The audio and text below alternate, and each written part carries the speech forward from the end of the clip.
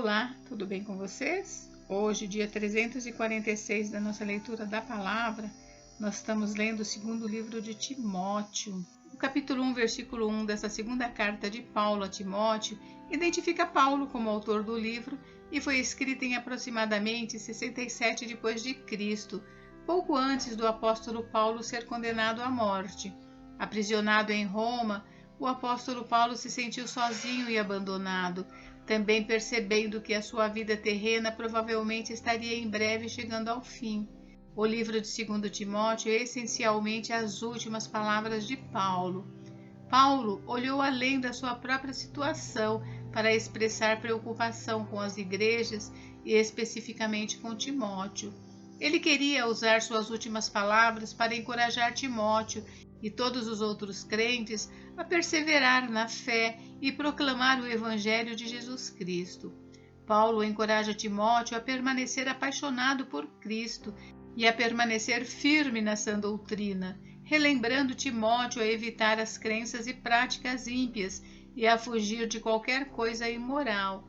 E estava tão preocupado em advertir Timóteo e aqueles que ele pastoreava dos perigos dos falsos mestres, que acabou invocando a história dos magos egípcios que se opuseram a Moisés.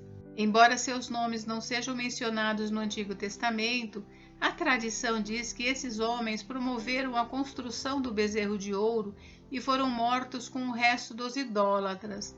Paulo prevê o mesmo destino para aqueles que resistem à verdade de Cristo. Sua insensatez eventualmente será a todos evidente. Ele encerra com um apelo intenso para que os crentes permaneçam firmes na fé e terminem a corrida forte. Temos que manter nossos olhos firmes no prêmio, que é sermos recompensados no céu por Jesus Cristo.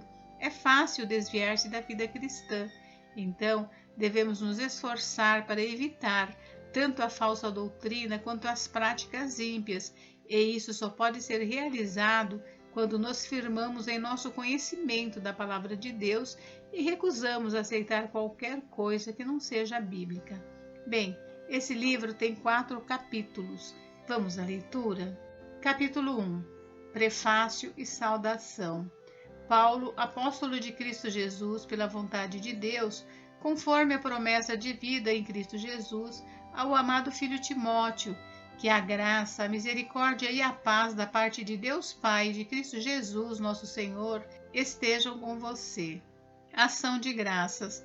Dou graças a Deus, a quem desde os meus antepassados sirvo com a consciência limpa, porque sem cessar lembro de você nas minhas orações noite e dia. Lembro-me das suas lágrimas e estou ansioso por ver você, para que eu transborde de alegria. Lembro da sua fé sem fingimento, a mesma que primeiramente habitou em sua avó Lóide e em sua mãe Eunice, e estou certo de que habita também em você. Conselhos. Por esta razão, venho lembrar-lhe que reavive o dom de Deus que está em você pela imposição das minhas mãos, porque Deus não nos deu espírito de covardia, mas de poder, de amor e de moderação. Portanto, não se envergonhe do testemunho de nosso Senhor, nem do seu prisioneiro, que sou eu. Pelo contrário, participe comigo dos sofrimentos a favor do Evangelho, segundo o poder de Deus, que nos salvou e nos chamou com santa vocação, não segundo as nossas obras, mas conforme a sua própria determinação e graça, que nos foi dada em Cristo Jesus, antes dos tempos eternos, e manifestada agora pelo aparecimento de nosso Salvador Cristo Jesus. Ele não só destruiu a morte, como trouxe à luz a vida e a imortalidade, mediante o Evangelho. Para este Evangelho eu fui designado pregador, apóstolo e mestre, e por isso estou sofrendo estas coisas.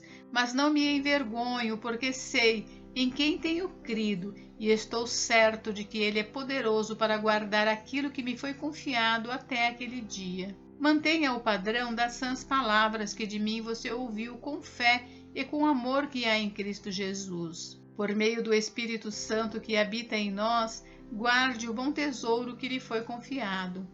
A situação do apóstolo preso. Você já deve estar ciente de que todos os da província da Ásia me abandonaram, Entre eles estão Fígelo e Hermógenes. Que o Senhor conceda misericórdia à casa de Onesíforo, porque muitas vezes me deu ânimo e nunca se envergonhou das minhas algemas. Pelo contrário, quando chegou a Roma, me procurou com persistência até me encontrar. O Senhor lhe conceda que naquele dia ache misericórdia da parte do Senhor. Você sabe melhor do que eu quantos serviços ele me prestou em Éfeso. Capítulo 2. O bom soldado de Cristo. Quanto a você, meu filho, fortifique-se na graça que há em Cristo Jesus.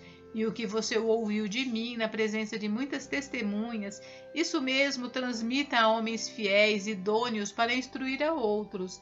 Participe dos meus sofrimentos como bom soldado de Cristo Jesus.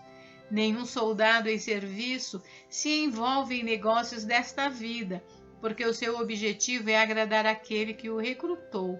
Igualmente, o atleta não é coroado se não competir segundo as regras. O lavrador que trabalha deve ser o primeiro a participar dos frutos. Pense bem no que acabo de dizer, porque o Senhor dará a você compreensão em todas as coisas. Lembre-se de Jesus Cristo, ressuscitado dentre os mortos, descendente de Davi segundo o meu evangelho. É por ele que estou sofrendo até algemas como malfeitor, mas a palavra de Deus não está algemada. Por esta razão, tudo suporto por causa dos eleitos, para que também eles obtenham a salvação que está em Cristo Jesus com glória eterna. Fiel é esta palavra.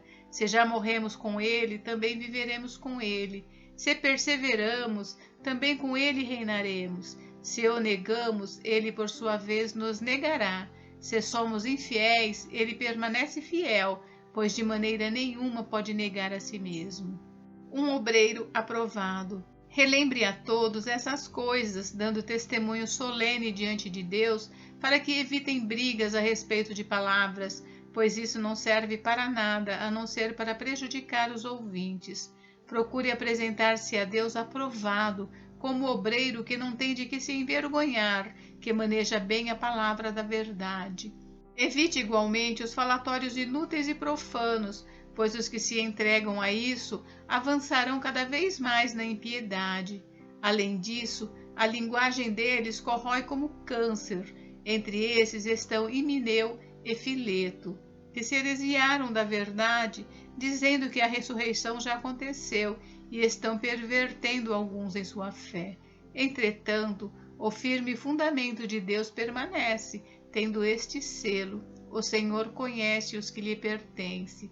E mais, afaste-se da injustiça todo aquele que professa o nome do Senhor. Ora, numa grande casa não há somente utensílios de ouro e de prata, há também de madeira e de barro, alguns para a honra, outros, porém, para a desonra. Assim, pois, se alguém se purificar destes erros, será utensílio para a honra, santificado e útil ao seu Senhor, estando preparado para toda boa obra. Fuja das paixões da mocidade, siga a justiça, a fé, o amor e a paz com os que de coração puro invocam o Senhor. Evite as discussões insensatas e absurdas, pois você sabe que elas só provocam brigas.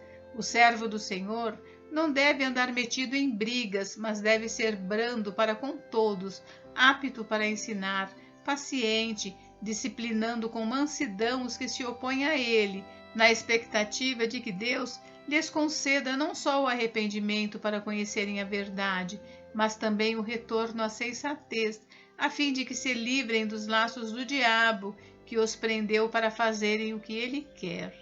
Capítulo 3. Os males e as corrupções dos últimos dias. Mas você precisa saber disto. Nos últimos dias sobrevirão tempos difíceis, pois os seres humanos serão egoístas, avarentos, orgulhosos, arrogantes, blasfemadores, desobedientes aos pais, ingratos, ímpios, sem afeição natural, implacáveis, caluniadores, sem domínio de si, cruéis, inimigos do bem, traidores, atrevidos, convencidos, mais amigos dos prazeres do que amigos de Deus, tendo forma de piedade, mas negando o poder dela. Fique longe também destes, pois entre estes se encontram os que se infiltram nas casas e conseguem cativar mulheres tolas, sobrecarregadas de pecados, que são levadas por todo tipo de desejos, que estão sempre aprendendo e nunca conseguem chegar ao conhecimento da verdade.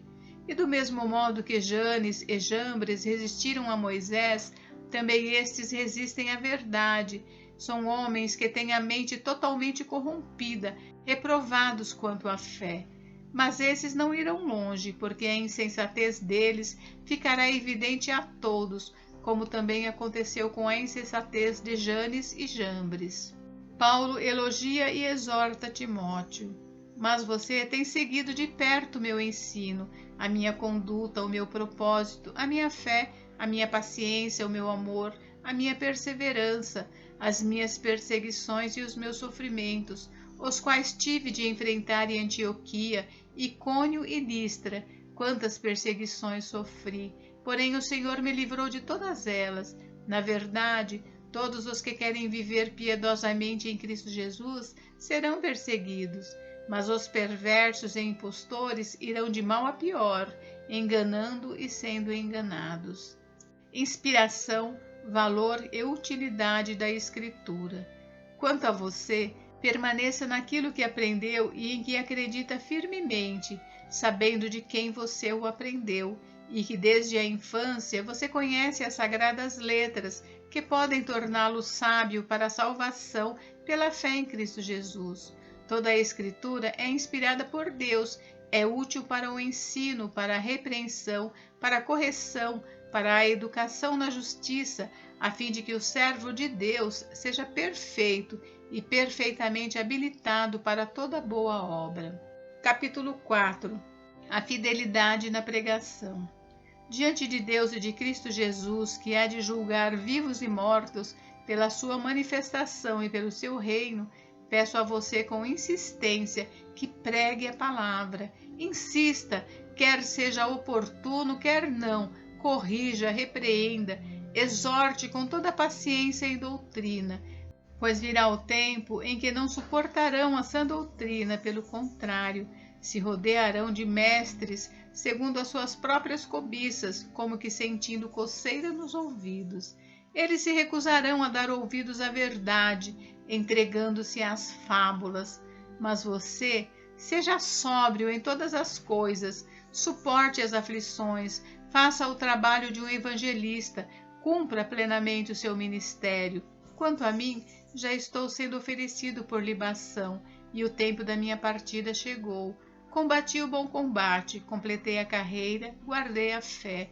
Desde agora me está guardada a coroa da justiça, que o Senhor, reto juiz, me dará naquele dia, e não somente a mim, mas também a todos os que amam a sua vinda. O apóstolo abandonado por todos, não por Deus.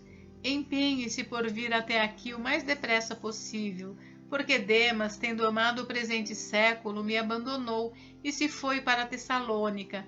Crescente foi para a Galácia, Tito foi para a Dalmácia. Somente Lucas está comigo. Encontre Marcos e traga-o junto com você, pois me é útil para o ministério. Quanto a Tíquico, mandei-o para Éfeso.